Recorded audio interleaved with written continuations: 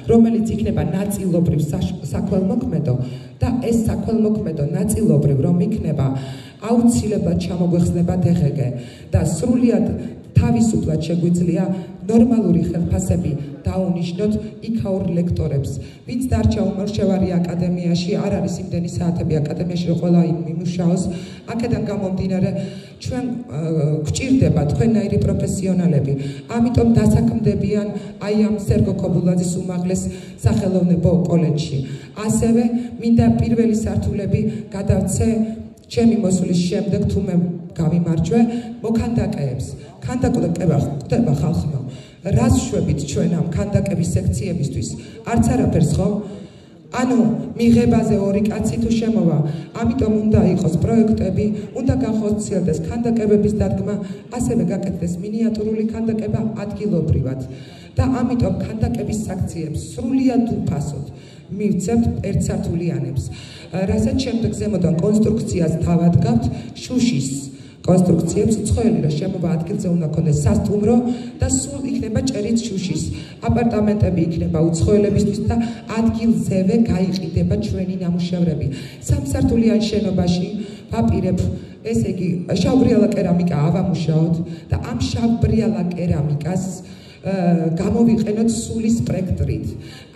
თუ როგორ ანუ ეს საგამოფენო სივრცე, რომელიც დღეს 24-ის შვიდზე თითქმის ჩამოკეტილია და ძალიან იშვიათად იხსნება მხოლოდ გურამის ახლობლებისთვის და თვითნასწავლი მხატვრებისთვის, მინდა გითხრათ, რომ უნდა იყოს გალერეა სალონი, სადაც შიგნიდან აიჭრება კიბე და ზემოთ მხოლოდ ბუღალტერი და ორი გურამი, ერთი გურამი რა ვიცი რამდენია, მოკლედ რომ ზიან აი ამ ადგილზე იქნება საგამოფენო სივრცეები და პირველი სართული იქნება თეთრი, შემდეგ ის მეორე სართულები იქნება მუქი ფერი, შინდისფერი, ლურჯი, მწვანე, შავი და იქნება სხვადასხვა განყოფილებებისთვის, სხვადასხვა განხრებისთვის, ხელოვნების სხვადასხვა მოღვაწეებისთვის.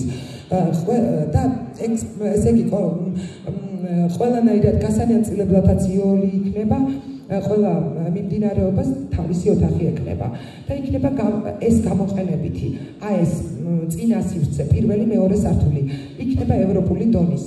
ეხლა როგორ უნდა გავყიდოთ ჩვენი ნამუშევრები?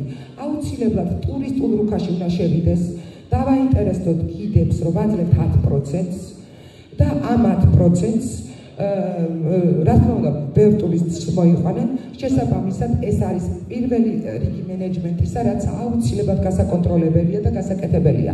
ჩვენ შეიძლება გავიღოთ 30%, მაგრამ ის 20% ზუსტად იქნება ხელოვნების ხალხზე გათვლილი, პლენერებზე, ფესტივალებზე. გამგეობას უნდა გქონდეთ ხელფასები, ხალხო, ვერ ვეტყვით გამგეობას, რომ იცით თქვენ 5 წელი არ გაძლევთ ხელფასს და რატო არ მოდიხართ და პროექტებს რატო არ გვიწერთ? რა საშინელება 21 საუკუნეში რატო უნდა დაგიწეროს ვიღაცა გამგეობაში ცნობილმა მხატვარმა პროექტი უფასოდ? ისიც ბევრჯერ არავინ არ არის ვალდებული ამის, ხალხო. აუცილებლად ამ 20%-დან ჩვენ გამგეობას პროცენტულ მაჩვენებელს მივცემთ და რამდენი პროექტიც, რამდენი 1000 ლარზეც გავა, თითოეული წევრი ენთუზიაზმი ექნებათ. იმდენ 2-3%-ს მივცემთ. ყველა გამგეობის წევრი ამუშავდება, ხალხო. ჩვენ მივიღებთ სწორ მენეჯმენტს და ჩვენ მივიღებთ მხატვართა კავშირის სახორცინებას. მე ესე იგი კიდევ რა მინდა გითხრათ, ბუღალტერებს ამუშავებენ დღეს 250 ლარზე ნახევარ განაკვეთზე და 400 ლარზე მთლიან განაკვეთზე. მინდა გითხრათ, რომ ეს არის მონური შრომა. ბუღალტერებს უნდა გაეზარდოთ 30% ხელფასი, რათა მივიღოთ სრული ნორმალური შემოთავაზება. ესე იგი ანუ დღეს მდგომარეობით ეს ყველაფერი არ გვაქვს. ასევე არტ-ჰოუმი მინდა გავაკეთოთ ძველი სასადილო, სადაც იყო. ეხლა არის სამკერვალო, სადაც არ ვიცი 600-700 ლარს ვიღებთ ქირას, რომელიც ჩვენამდე 5 წელია კაპიკი არ მოსვლია. აწიეთ ხელი მხატვრებმა, ვის გაფინანსებთ მხატვართა კავშირი, იქნებ მე არ ვიცი და სხვებს აფინანსებს. არ ვიცი მე ესეთი რამე, თუნდაც მთელი კავშირი ქირავდება და 10-დან 12,000 ლარამდეა თვეში შემოსავალი. ზუსტად არ ვიცით ახლა 8,000, 10,000, ნუ ყოველ შემთხვევაში დანტე იხდის მარტო 3,000 თვეში და ჩემამდე და არც ერთ ჩემ მეგობრამ და კაპიკი არასოდეს არ მისვლია. თუნდაც ბონუსის სახით ძალიან ბევრია ჩავარდნილი მხატვარი. ეხლა კიდევ რა მინდა გითხრათ, ამ art home-ში ყველა ჩვენი ნამუშევარი გაიტანება და გადასაფარებელიც იქნება ხელნაკეთი, სანათიც, ჩვენი შავბრიალა კერამიკით იქნება გაკეთებული თემშები, ჭიქები, ჩანგლები, ყველაფერი გაიყიდება. ადამიანი როდესაც მოვა საღამოს იქნება, ესე იგი, ცოცხალი შემოქმედება, ცოცხალი მუსიკა და დღის განმავლობაში ვინც უცხო ხალხი შემოვა, იმითთვის იქნება ჩვეულებრივი სტაბილური ფასები, რომელიც ყველა რესტორანში და ყველა კაფეშია, მაგრამ ჩვენთვის წევრებისთვის იქნება თვითღირებულება. ეს იქნება ჩაი 20 თეთრი, ყავა 50 თეთრი, ღვეზელი 60 თეთრი, თუ სხვისთვის იქნება 2 ლარი. მე იცით რას ვაკეთებ? უკაცრავად ეს პროგრამაშია აუცილებელია, რატო? მხატვრების ერთმანეთთან ურთიერთობა ქმნის მუზას. ეს მუზა შემდეგ მივდივართ სახელოსნოში და გვახატინებს ხალხმა და ეს ურთიერთობა წრედი ვერ იკვრება, იმიტომ რომ მხატვრებს სამწუხაროდ ფული არ გაგვაჩნია და იქნება შესაძლებლობა ურთიერთობების და შემდეგ იქიდან რომ სახლში მოხვათ ან სახელოსნოში სადაც გექნებათ სხვანაირად დახატავთ და იქნება ცოდნის გადადინება 600-ზე მეტი ახალგაზრდა თაობა მინდა შევიყვანო სამსართულიან შენობაში. მე ნოტარიულად დაგიწერთ, რომ 600 კაცი იქ არ ივლის. ივლის 30-50 დღეში. მაგრამ ეს 600 ახალგაზრდა მხატვარი გულანთებული იბრძოლებს მხატვართა კავშირისთვის. მინდა გითხრათ, რომ დაგეშილია ეკონომიკის სამინისტრო და ეს არის ჩვენი ბოლო შანსი. მიწა ეკუთვნის ერთ ლარად ეკონომიკის სამინისტროს, ხოლო შენობა-ნაგებობები გვაწერია ჩვენს ბიუჯეტზე. გვერდზე დაგეშილია M კვადრატი, სადაც კოეფიციენტი გვაქვს მაღალი, იქ შეიძლება დაიგას 24 სართულიანი, 22 სართულიანი შენობები. ამიტომ ეხლა საწყისი ღირებულება ჩვენი ტერიტორიის, როცა გოგიო ჩიაურის დროს გულანთებული გოგიო ჩიაური, რომელიც მართლა ძალიან უყვარდა საქართველო, იყო ზვიადის მომხრე და შევარდნადისგან უსასყიდლოდ არა იყო ეს ტერიტორია.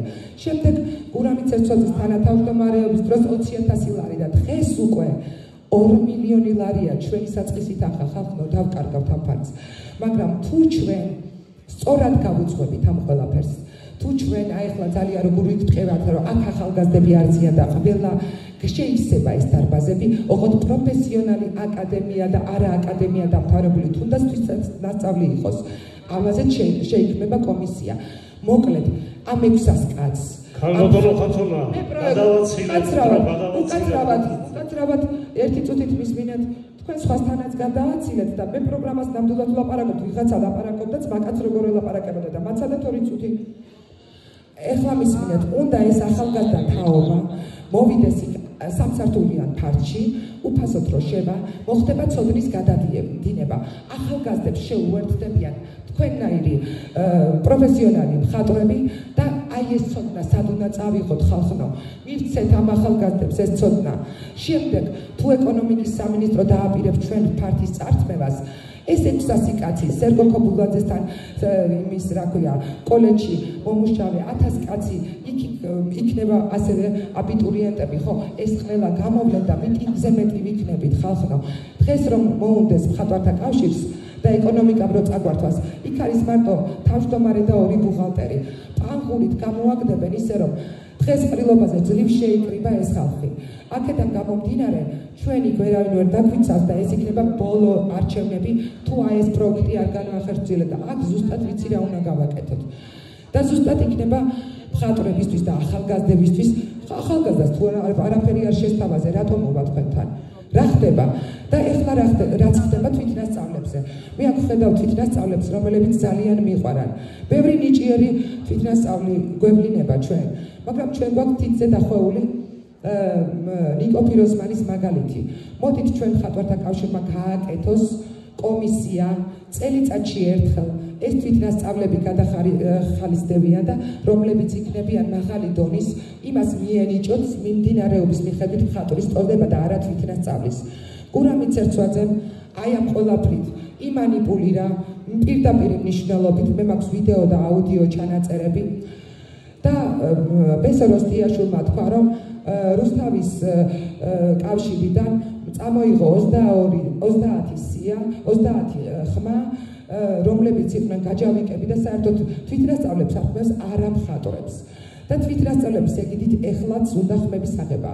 ასევე მაქვს აუდიო ჩანაწერი გორის მხატვართა კავშირიდან, სადაც ძალიან ნანობენ რომ ხმამისცეს და ძალიან ნანობენ რომ არ იცოდნენ რაზე აწერდნენ ხელს აუდიო ჩანაწერში ამბობს ერთ-ერთი არ მინდა ახლა გავაჟღერო შეტანილია უკვე ეს საკითხები საფინანსო პოლიციაში, საფინანსო აუდიტში და შეტანილია ქალაქის პროკურატურაში. მხატვრები ვაწერთ ხელს. აუცილებლად უკაცრავად გაირკვევა. ეხლა მინდა წესდებას მიუბრუნდე. წესდება შეცვლილია გურამი ცერცვაძის მიერ არა კომპეტენციურად, იმიტომ რომ წესდებაში გვიწერია, რომ ესე იგი გამგეობას შეუძლია რიგ გარეშე ყრილობა ჩაატაროს. თუ არაკომპეტენტურია თვითონ აი 5 წლის მანძილზე თავმჯდომარე და რიგ გარეშე ყრილობამ უკვე თავიდან მიიღოს თავისი არჩევანი. დღეს წესდებაში გვიწერია, რომ გურამ ცერცვაძე შეუძლია გამგეობის გადაყენება.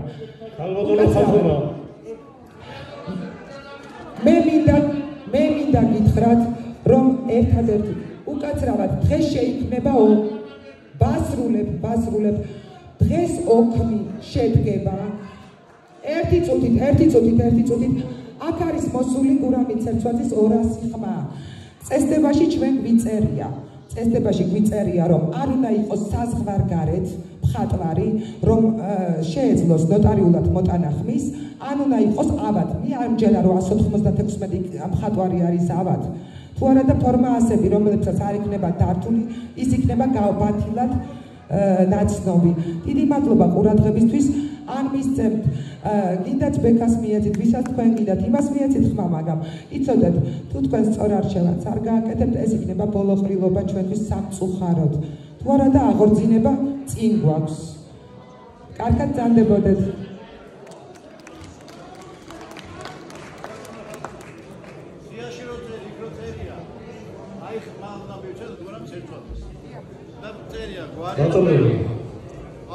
წესდების სამოსადგენლად სიტყვას გადავცემ ბატონ თემურ გოგსამძეს.